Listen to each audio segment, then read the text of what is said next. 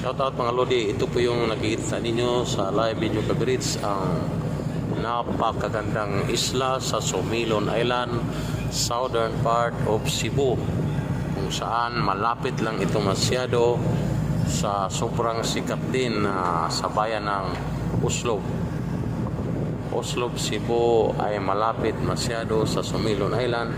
Dito kayo sasakay ng bangka papunta sa islang ito, kung saan napakaputing buhangin. At sa ngayon marami nang nag-swimming dahil summer na. Dito lang sa Lagisa, super sikat ng Southern Cebu, Philippines, Sumilon Island. Mapantayan man, pero hindi na pwedeng lamangan. Wow! Kita nyo naman kung gaano kaputi ang buhangin sa Sumilon Island.